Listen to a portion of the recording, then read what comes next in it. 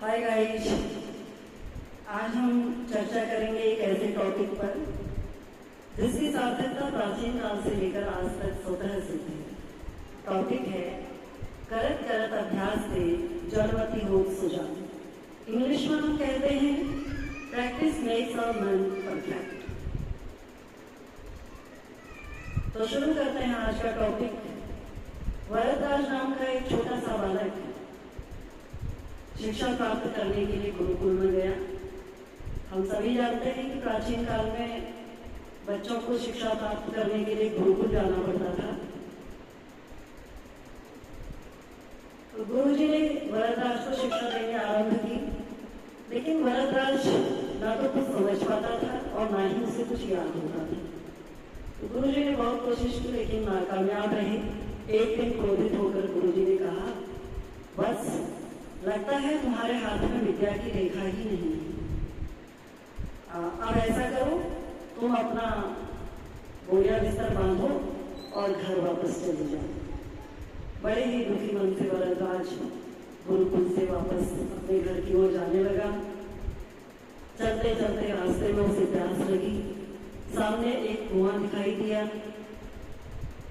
उसने रस्सी पर लटकी बाल्टी को कुएं में डाला और रस्सी को खींचते हुए उस बाल्टी को ऊपर निकाला और अपनी प्यास बुझाई। अचानक उसकी नजर कुएं की चारदीवारी पर पड़ी, तो उसने देखा कि कुएं की चारदीवारी के पत्थर पर रस्सी की बार बार की रगड़ से निशान पड़े हैं।